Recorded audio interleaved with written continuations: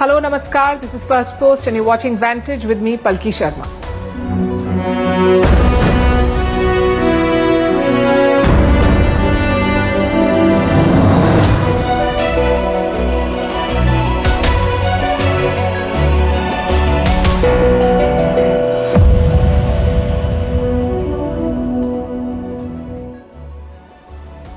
Nowadays, every bit of India-US news seems to be bad news. It's either some criticism from Donald Trump or him claiming that he ended the India-Pakistan conflict. But amid these tensions, we have some good news today. India and the US have signed a 10-year defense pact. How will it impact this military relationship? And does it signal an end to the trade tensions? That's what we'll discuss.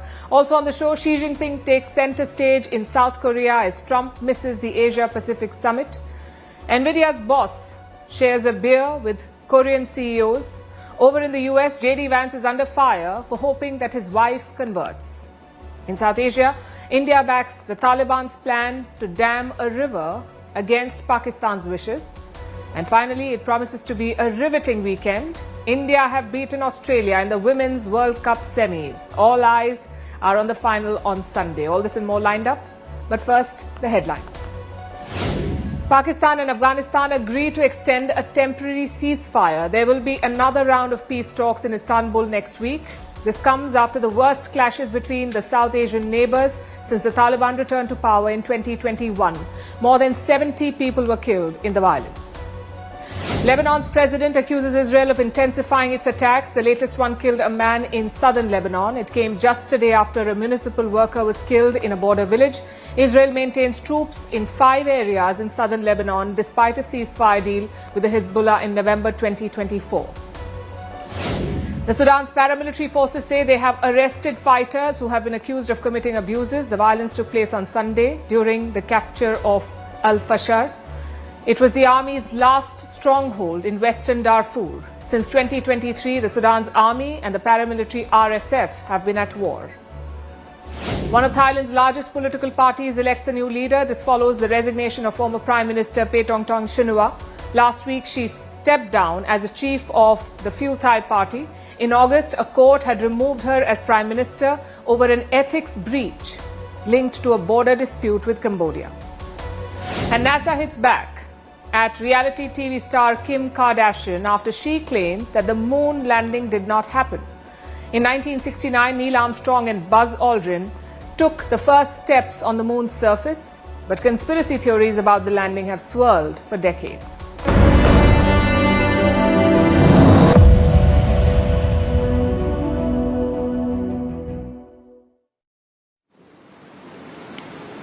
We start with India and the US, and do not worry.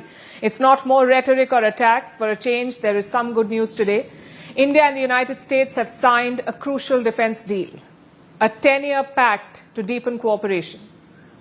And frankly, it's a bit of a googly. Both countries are in the middle of a trade war. The US is cozying up to Pakistan. India is diversifying its options. So the last thing we expected was a military deal. That too, a decade-long one. So what is the play? The deal was signed in Kuala Lumpur today. That's where the ASEAN-India defense meeting was held. India was represented by Rajnath Singh, the Defense Minister of India. Also in town was Pete Hegseth. He is the US Secretary of War. Basically, he's America's Defense Minister. Rajnath Singh met Pete Hegseth on the sidelines. Later, both of them signed a 10-year defense pact. Listen to how India described it. The deal will usher in a new era in our already strong defense partnership. This defense framework will provide policy direction to the entire spectrum of the India-US defense relationship. Our partnership is critical for ensuring a free, open and rules-based Indo-Pacific region. So India is quite thrilled about it. Rajnath Singh is declaring a new era in defense ties. And same on the other side. Here's how the US described the deal, and I'm quoting again. This advances our defense partnership, a cornerstone for regional stability and deterrence. We are enhancing our coordination, information sharing and tech cooperation. Our defense ties have never been stronger. So the sentiment is positive on both sides. But what about the specifics? What will this agreement lead to? There is no detailed statement yet from either side, but we do have some hints. Rajnath Singh's statement suggests the deal will be comprehensive. He says it will address the entire spectrum of ties. And Pete Hegseth also dropped some hints. He says India and the US will share more information, share more technology, and improve their military coordination. Though frankly, this deal is not about the specifics. It is about the larger political statement. Because just look at where India-US ties are. Arguably the lowest point in 2 decades. President Donald Trump has imposed 50% tariffs on India. He is supporting and arming Pakistan. Yet the India-US military relationship remains unaffected.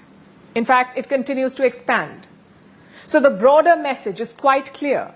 The trade conflict is separate from the strategic relationship. That will satisfy policymakers on both sides. Also look at the time frame. 10 years may not be a long time in geopolitics, but for a president on his last term, it is a big deal. It is a statement of intent from the United States establishment, sort of like a long-term bet on India.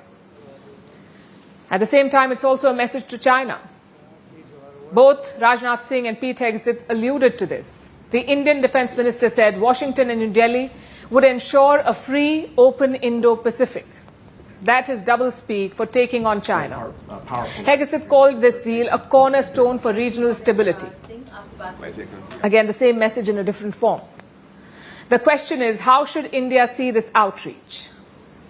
Well, partnerships are always welcome. India is looking to diversify its military purchases, and the US fits neatly into that plan. Having said that, there are concerns too.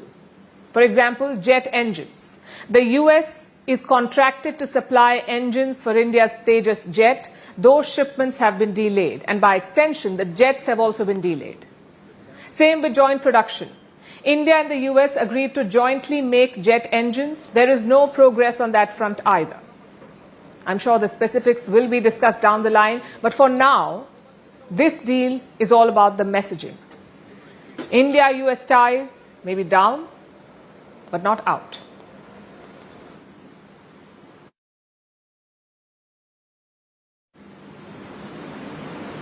Now let's talk about Chinese President Xi Jinping. 24 hours back, he met Donald Trump, and they agreed to a temporary truce. They made a handshake deal for 1 year, basically a pause in the trade war. Xi Jinping did not say much about his meeting with Trump. He saved his words for another stage, the Pacific Summit. It happened today in Busan, South Korea.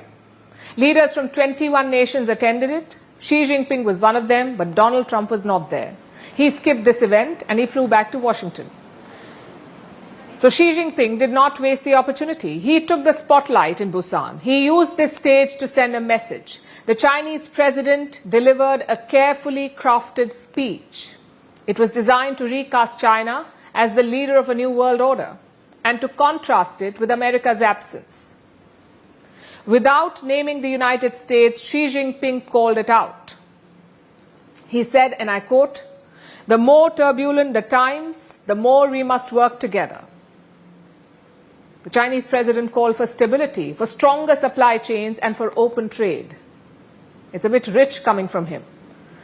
He offered a promise to his neighbors in Asia.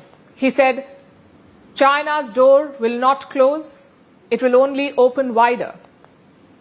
Believe it or not, China is presenting itself as the defender of globalization, like an antidote to Trump's America First policies. It's another matter that their record does not match their rhetoric. China hardly qualifies as a champion of globalization. Their trade playbook is well known. China has a stranglehold on global supply chains. Its economy relies more on exports than domestic consumption. Factories churn out more than what the country can use, whether it's steel or solar panels or electric vehicles. They produce a lot of them. The same products are then flooded across global markets. That is Beijing's version of globalization. Sell less at home, reward overproduction with state subsidies, and export the consequences. This dominance gives China unique leverage. Just look at how they're using their rare earth supplies. As we've been telling you on the show, China controls 70% of all rare earth processing.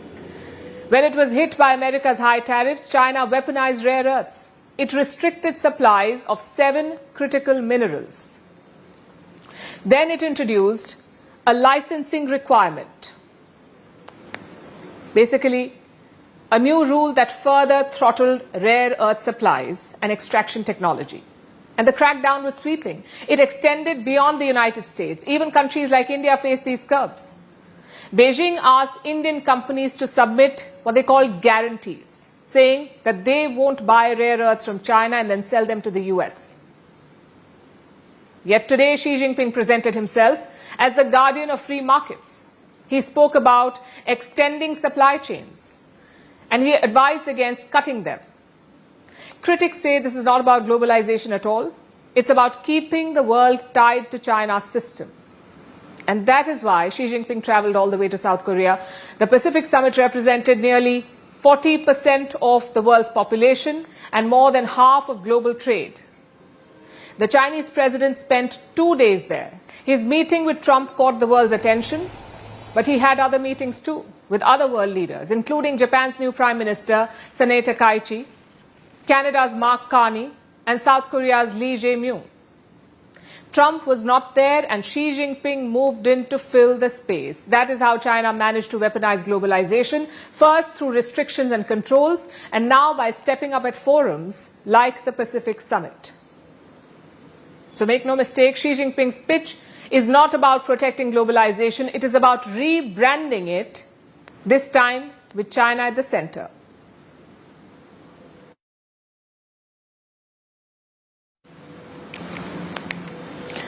Three billionaires walk into a diner. They drink beer, they share fried chicken, they pay everyone's bills, and they walk out. If you thought it was the start of a bad joke, you are wrong. Because this actually happened.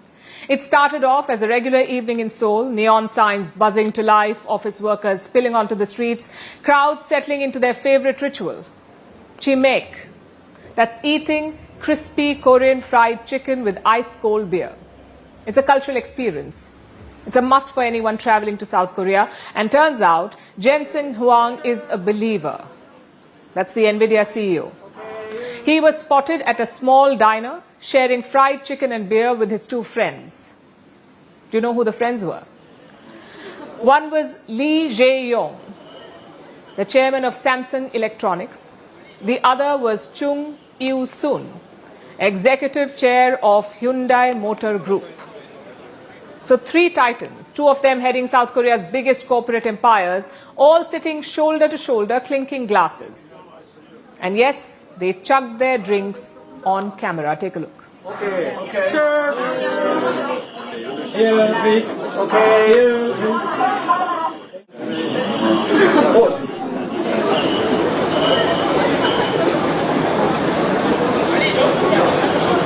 Once you traffic off the number, tell them to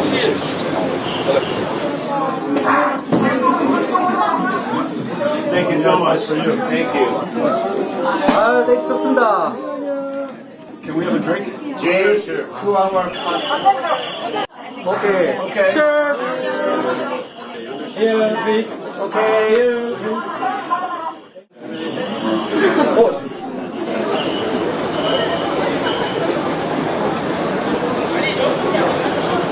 once you traffic off the number, tell them to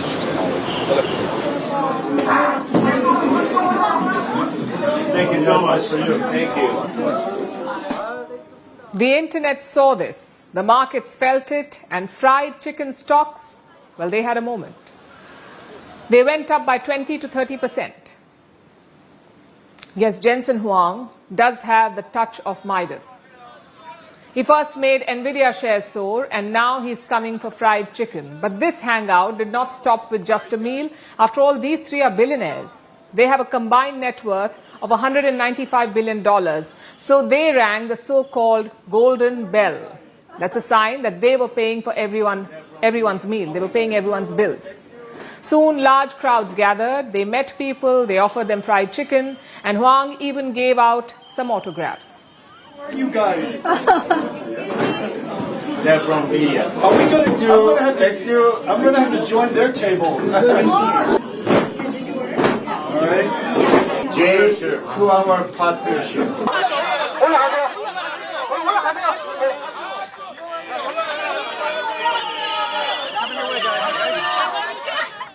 So what were these three celebrating? Well, on Friday, Jensen Huang was at the APEC summit, the Asia-Pacific Economic Cooperation Summit. There he met South Korea's President Lee Jae-myung. And the NVIDIA CEO was not there just for handshakes. He announced that NVIDIA will supply more than 260,000 GPUs to South Korean companies. A GPU is a graphic processing unit. It's the building block of AI. Now, these GPUs will be supplied to South Korean companies, 260,000 of them, including companies like Samsung and Hyundai. NVIDIA will also partner with them. I'm very grateful and very honored that NVIDIA is the first company in history to reach $5 trillion. He was walking. The facts are that artificial intelligence is the most impactful technology of our time. It is the most impactful technology of all time. This is very likely going to be the largest technology industry the world's ever known. And so, is it possible for NVIDIA to be much larger than us today? I think the answer is absolutely so. The goal is to supercharge physical AI. Think AI-powered factories, robots, even autonomous cars. Hence the celebratory drinks. But beyond that, it shows the rock star power of Jensen Huang. You see, in the last couple of decades, the world has had its share of rock star CEOs. Most of them rose to popularity selling to the masses. Steve Jobs sold us iPhones. Mark Zuckerberg changed social media. Jeff Bezos revolutionized e-commerce. Elon Musk changed how you drive. They built consumer cults, and the crowds followed. But Jensen Huang is different. He sells chips that you will never see, never touch, and you can't even pronounce. Yet he walks on the streets and gets mobbed. You may remember this viral photo of him autographing the body of a woman. Jensen Huang wears a leather jacket. Fans throng him everywhere he goes. Crowds scream his name like he's K-pop royalty. His tech conferences are like concerts. He launches products in stadiums. He tours like a pop star. Children in Taiwan line up to get red envelopes from him. Some call it Jensanity. Others call it the Taylor Swift of tech. Well, whatever you call it, it is proof of the rise of NVIDIA. Jensen's arc is almost, it feels almost mythical. He was born in Taiwan. He came to America at the age of 9. He worked as a dishwasher at a fast food chain. He then co-founded NVIDIA in 1993. It's a company that almost died multiple times, but Jensen Huang stuck with his vision of graphic processing units. And that bet paid off with the boom of AI. In 2020, NVIDIA was worth $122 billion.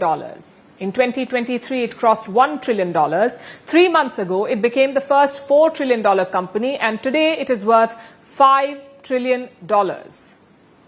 The only company in the world to reach $5 trillion. If you'd invested $1,000 in NVIDIA in 2004, you would have NVIDIA stocks worth over $1.2 million right now. Imagine that.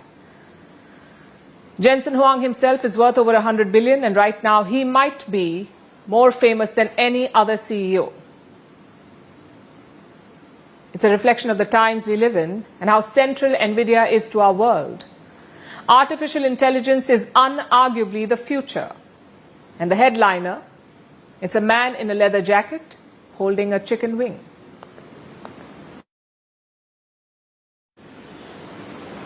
Let's turn to the United States, where Donald Trump's chief ideologue is under fire. I'm talking about his vice president, J.D. Vance. He was speaking at a university yesterday, and while there, he took questions from the public. One question stood out. It came from a young woman, reportedly of Indian origin. Her question revolved around immigration. But it addressed something deeper, something closer home for J.D. Vance. You see, J.D. Vance is married to a Hindu woman of Indian origin. Her name is Usha Vance. But the vice president himself is a Christian. It is a big part of his political life and style. Yesterday, he was quizzed about it. How does J.D. Vance reconcile with his wife's Hindu faith? What religion do his children follow? And how did they arrive at that decision? This is what he was asked. Listen to J.D. Vance's response. And yes, my wife did not grow up Christian. I think it's fair to say that she grew up in a Hindu family, but not a particularly religious family in either direction. In fact, when I met my wife, we were both, I would consider myself an agnostic or an atheist, and that's what I think she would have considered herself as well. You know, everybody has to come to their own arrangement here. The way that we've come to our arrangement is she's my best friend. We talk to each other about this stuff. So we decided to raise our kids Christian. As I've told her, and I've said publicly, and I'll say now in front of 10,000 of my closest friends, do I hope eventually that she is somehow moved by the same thing that I was moved in by church? Yeah, I honestly do wish that, because I believe in the Christian gospel, and I hope eventually my wife comes to see it the same way. But if she doesn't, then God says everybody has free will, and so that doesn't cause a problem for me. Well, first of all, kudos to both of them. At no point did J.D. Vance refuse to answer, nor did he interject during the question. As uncomfortable as it was, the Vice President answered, and that's something to applaud. But his response, well, that was far from appropriate. It was riddled with double standards and inconsistencies. Let's look at two claims that he made. First, he is hoping that his wife will convert to Christianity one day. The idea itself is an outdated one, a bit like forcing your beliefs on your spouse. Of course, J.D. Vance did say that it's optional for his wife. He also said everyone should have freedom of religion. But then why make such a statement in front of the whole world? Doesn't that open up Usha Vance to scrutiny and pressure? Plus, she has spoken about conversion before. Let me quote her statement from last year. This is what she said. We had to have a lot of real conversations about how to raise kids when I'm not Catholic and I'm not intending to convert or anything like that. She said it in as many words.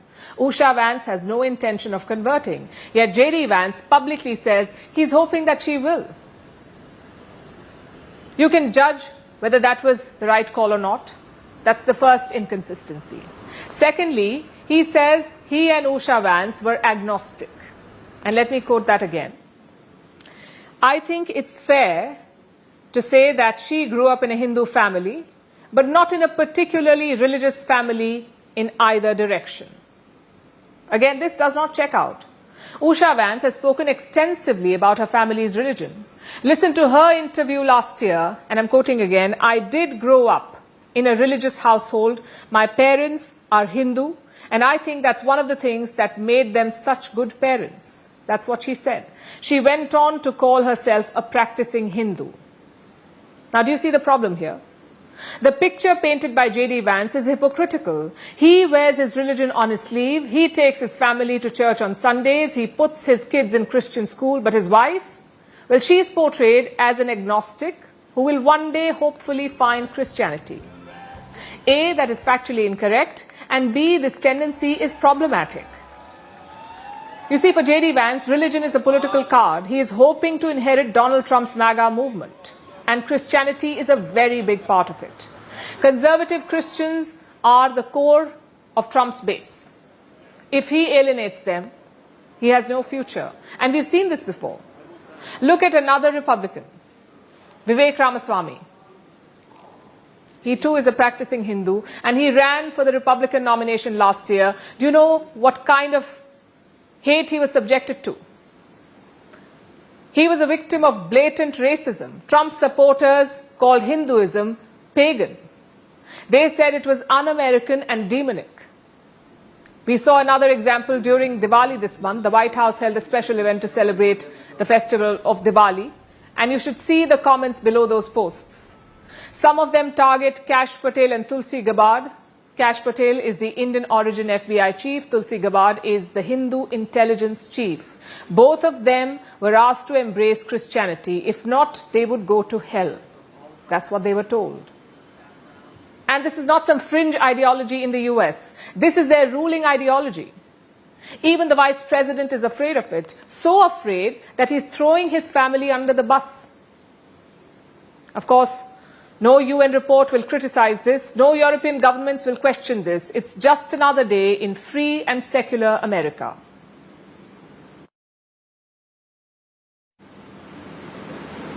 It's the 31st of October, the end of the month. For most people, it is salary day. But if you work for the US government, there's a good chance you're not getting paid. The world's biggest economy has run out of money. It cannot even pay its own staff because the US government has shut down. This shutdown has entered its 5th week. That means no salary for more than 1 million US military personnel, thousands of air traffic controllers, and even some lawmakers. They may not get their paychecks. The US Department of War, that's America's defense ministry, has been forced to accept a donation just to cover salaries of the active troops on the front lines. We're talking about a $30 trillion economy that is struggling to pay its bills. Here's how America got here. America, the land of the free, the home of the brave, and now broke as ever. The world's biggest economy can't pay its own workers. The US government remains in shutdown. For tens of thousands of federal employees, payday has come and gone, with nothing in their accounts. Let's start with the military. The Trump administration says it will pay troops today, using what it calls a mix of funds, a patchwork of leftover Defense Department money and emergency legislative reserves. The cost of paying America's active duty troops each pay period, about $6.5 billion per month.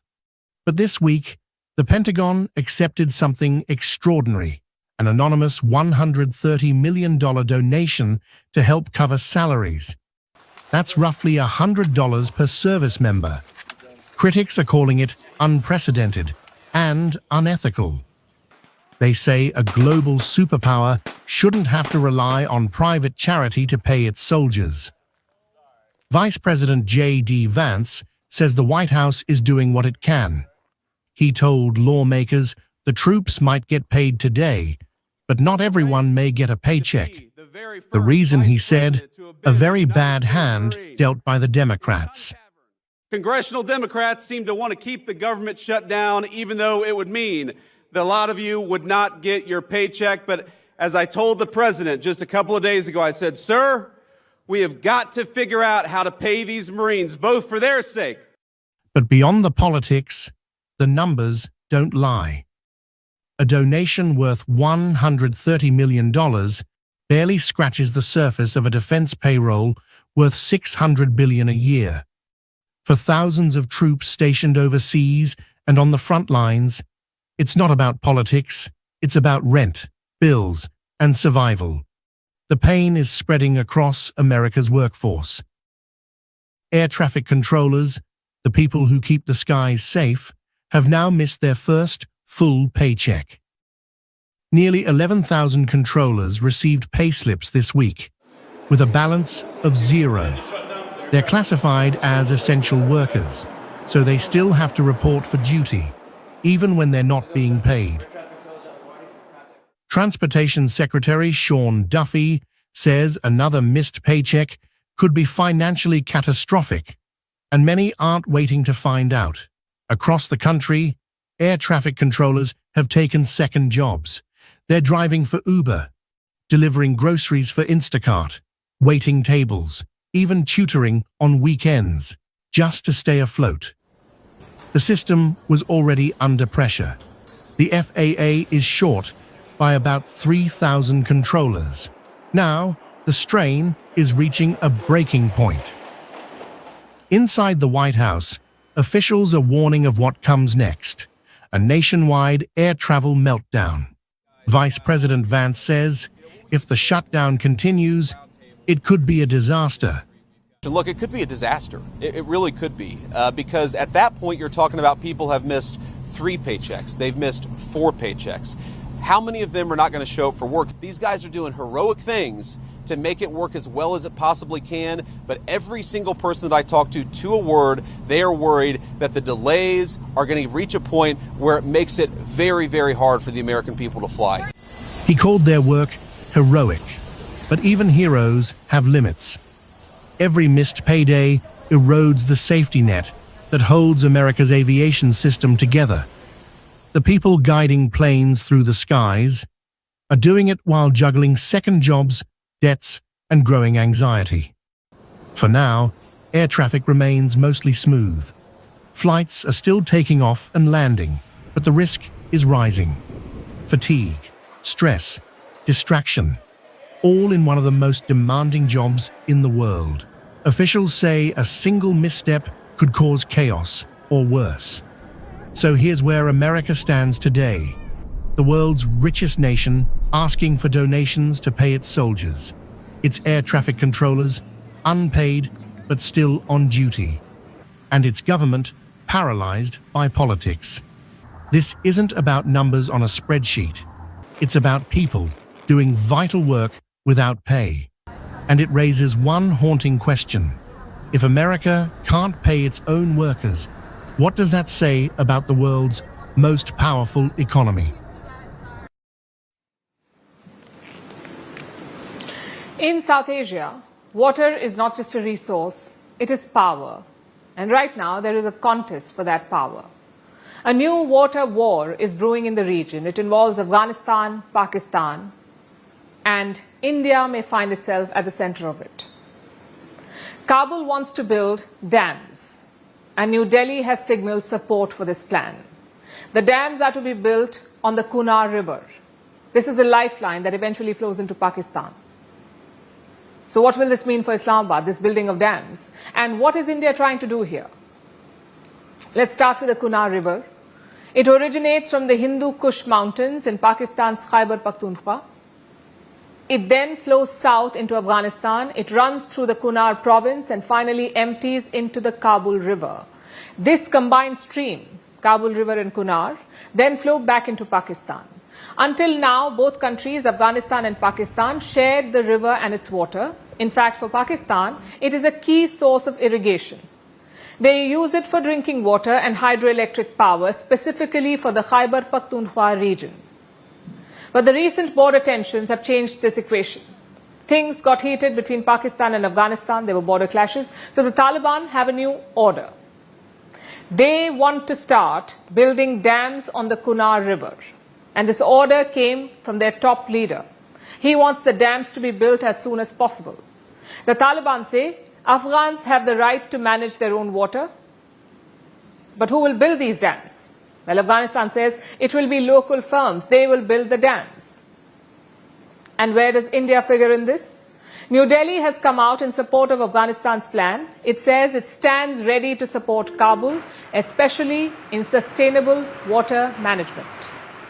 After all, India and Afghanistan have a history with dams. There's already one in Herat. It's called the Salma Dam. It was funded by India, which is why it is also called the India-Afghanistan Friendship Dam. So New Delhi says this time will be no different. India will be ready to support this project too. Needless to say, Pakistan is not thrilled about it because the Kunar system feeds millions of people in Khyber Pakhtunkhwa in Pakistan. It irrigates farmlands that feed the country. It powers hydro stations. It acts as a buffer when Indus levels dip. If the water levels dip, it affects the entire region. But here's the problem. For decades, Pakistan believed that terror is a bargaining chip. And they could get away with it because geography protected them. Because the rivers were guaranteed, whether it was the Indus Waters Treaty or the understanding with Afghanistan. But now both India and Afghanistan have had enough. New Delhi put the Indus Waters Treaty in abeyance. This was after the Pahalgam attack by Pakistan-backed terrorists this year. For 6 decades, the Indus Waters Treaty withstood everything. Wars and terror attacks. But that line has now been crossed. The Pahalgam attack was the last straw for India, and India's move of suspending this treaty is hurting Pakistan. Reports indicate a 13.3% water shortfall compared to last year, especially in water drawn from the Indus River system. Although India's rationale and message was clear, blood and water cannot flow together. And now Afghanistan is setting a similar precedent. For decades, Islamabad assumed that two things were guaranteed: terror as a policy tool and water as a natural right. But the river has turned, and this time Pakistan is downstream in every sense of the word.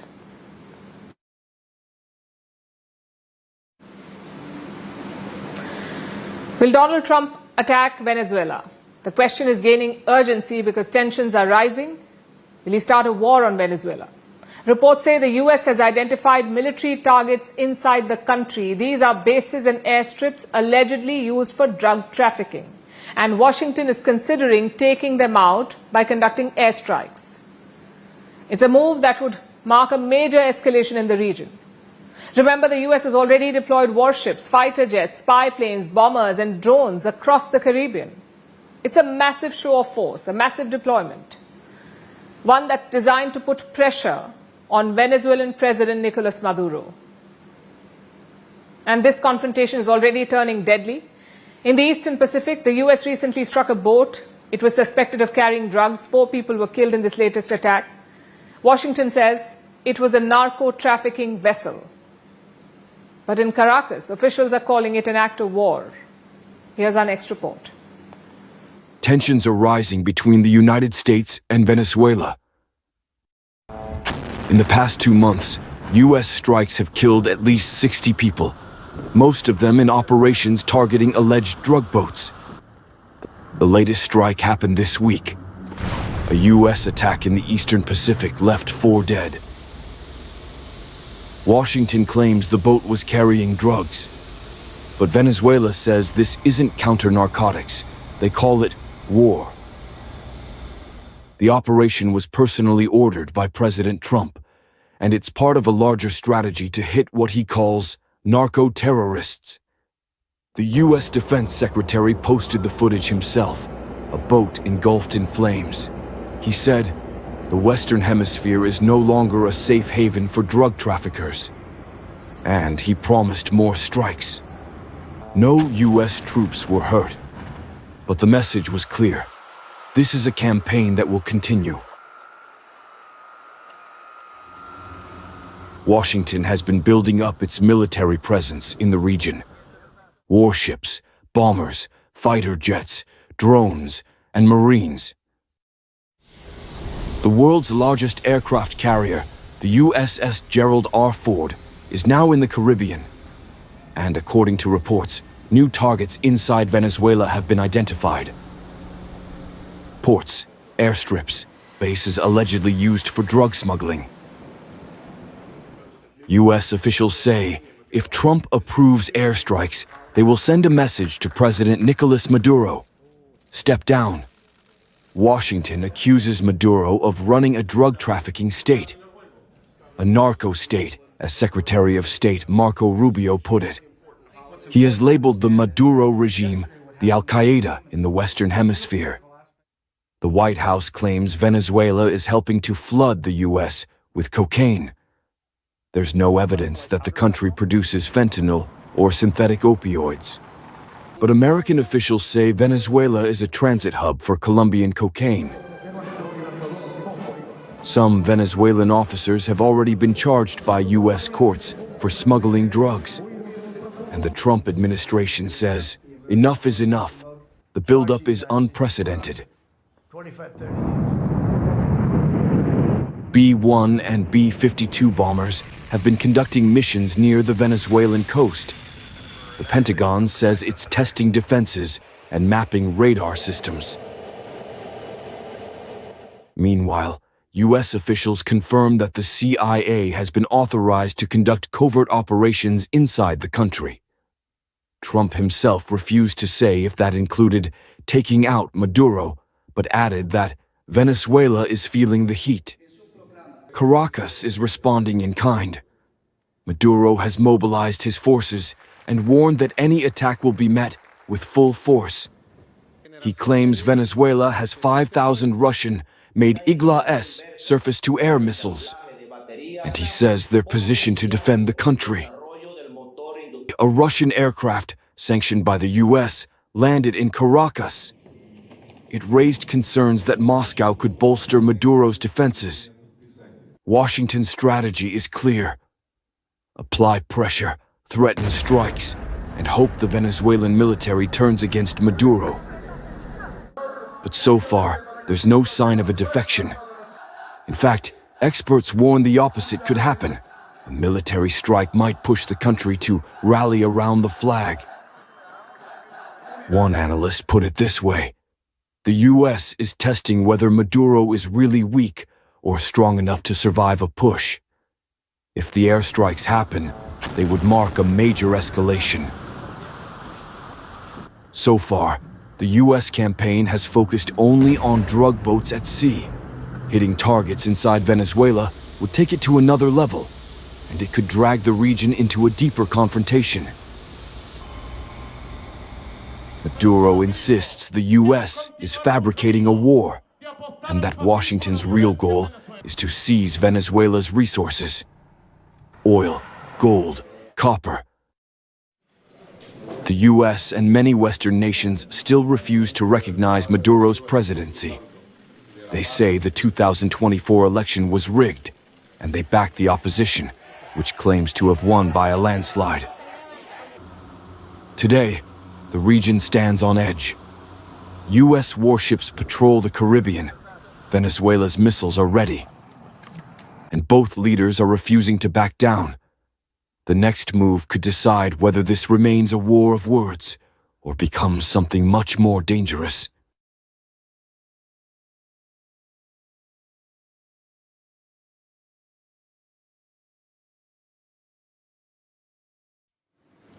Hurricane Melissa is being called one of the most powerful Atlantic storms in more than 150 years. This week, it made landfall in the Caribbean, and now the pictures are coming out. They show just devastation. Houses are completely destroyed. The landscape has been stripped bare. There is no electricity or clean drinking water. At least 30 people have died. Dozens are still missing. Countries like Jamaica, Haiti, and Cuba are picking up the pieces. The world is trying to rush with aid, but rebuilding could take years. Our next report brings you the details. They call themselves the Hurricane Hunters. Before Hurricane Melissa made landfall, a crew in a Lockheed C-130 pointed their aircraft at the churning monster over the warm Caribbean waters. Their job? To fly into the thing everyone else was trying to escape.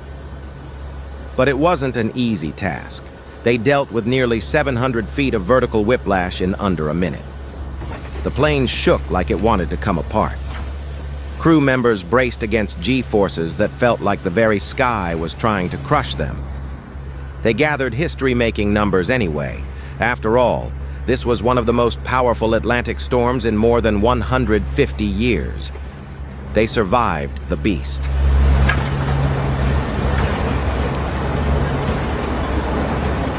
But hours later, the Caribbean would not be so lucky. Jamaica was first. Melissa arrived not as a storm, but as the strongest hurricane the island has ever recorded. Entire neighborhoods were reduced to splinters. Streets disappeared under churning mud and debris. The landscape was stripped bare. Electricity went dark for most of the country. Water lines stopped flowing. Phone calls turned into silence. And in the West, where the storm clawed hardest, 90% of homes in some towns were damaged or gone. After I come this, but not so long ago, about 20 or 30 minutes ago after I come here, the place was so devastated. I was so, I don't know.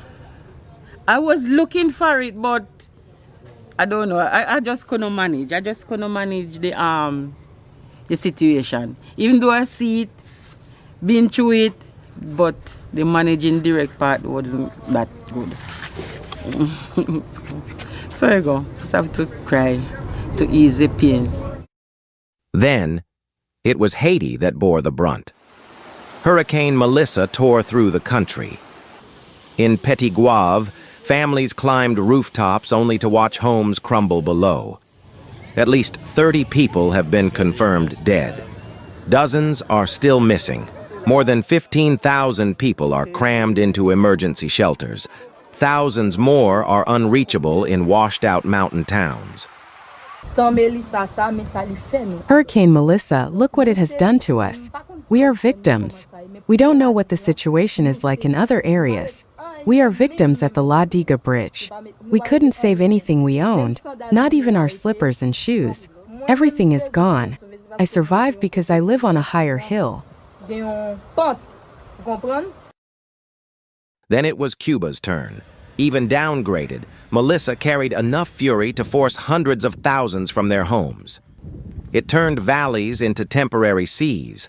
Landslides buried highways. Villages vanished behind curtains of rain. Still, 240 communities trapped without access or communication is not normal.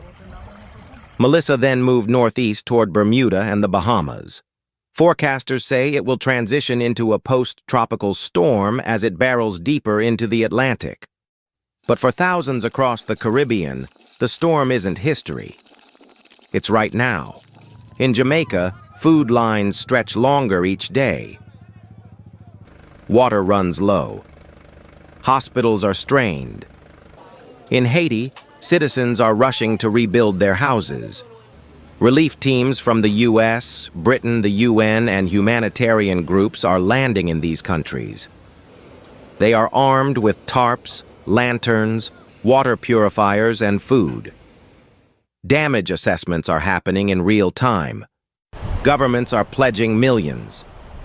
But aid is slow. Roads are slower. And nature does not wait for bureaucracy. The hurricane hunters flew into a monster. The Caribbean lived through one. And now, as always, the rebuilding begins. One aid packet at a time.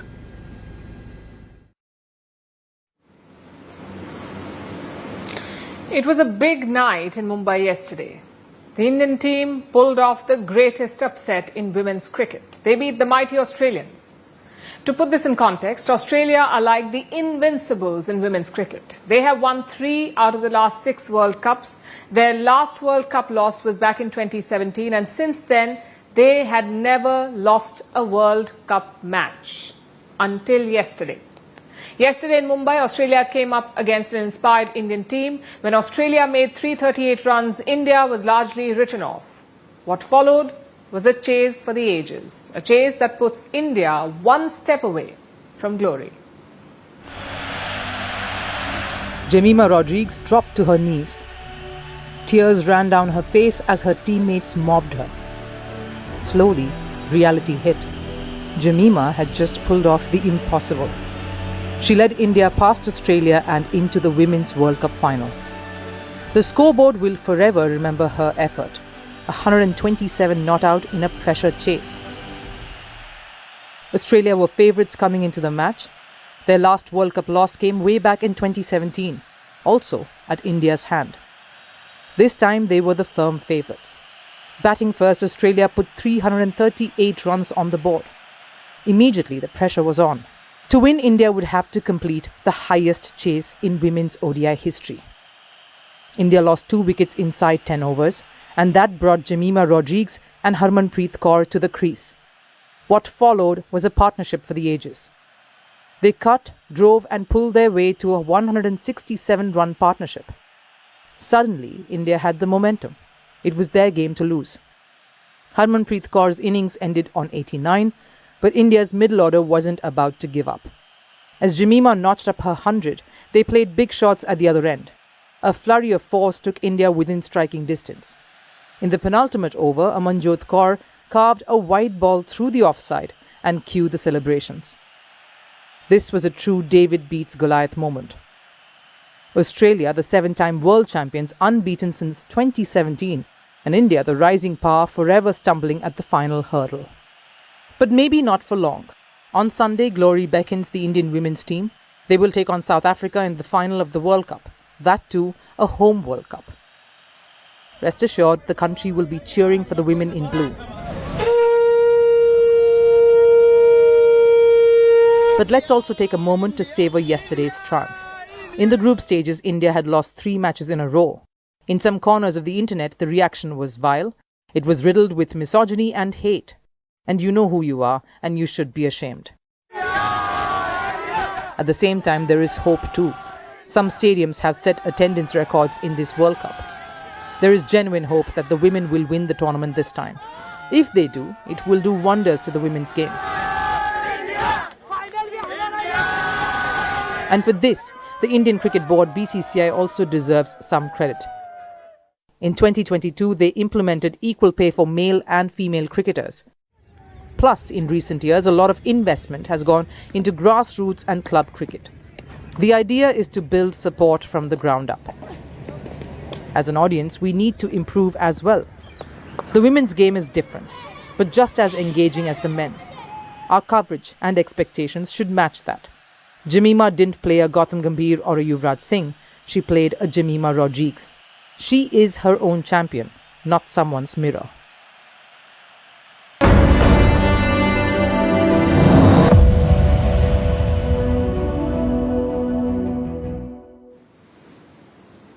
It's Halloween in America. As always, the White House hosted a special event. The President and the First Lady hosted children in costumes. They also handed out candy to them.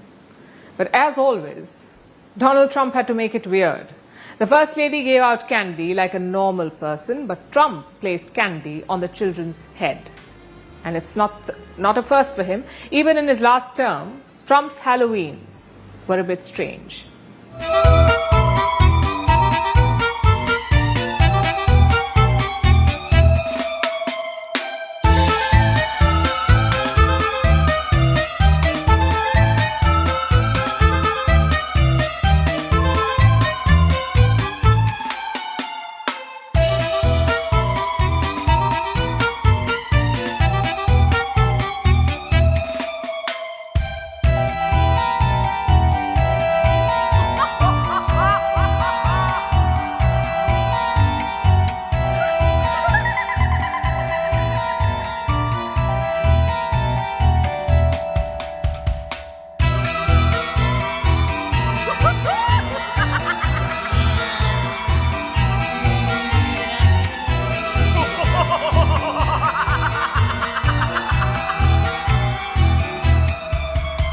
Yes, I am, And I'm Hillary Clinton. Shut up. Anyway, we want this bag of candy. It's so huge. And now it's time for Vantage Shots, images that tell the story. Protests erupt in Kenya amid unrest sparked by elections in Tanzania. Belgians take to the water in boats carved from pumpkins. And animals feast on Halloween treats at a British zoo. Finally, we're taking you back in history. On this day in 1984, former Indian Prime Minister Indira Gandhi was assassinated by her own security guards. It happened in the aftermath of the Golden Temple being stormed in Operation Blue Star. Gandhi's assassination led to shockwaves across the nation. It led to some of the worst communal violence that India has ever seen. We're leaving you on that note. Thank you for watching.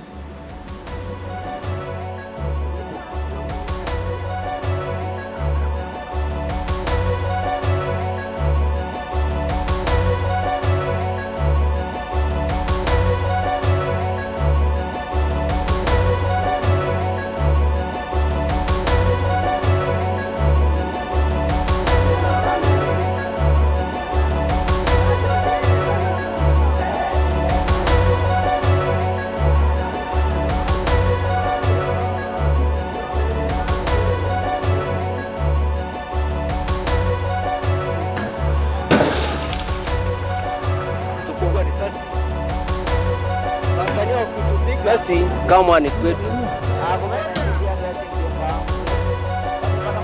Imeenda vibaya sana siku ya leo.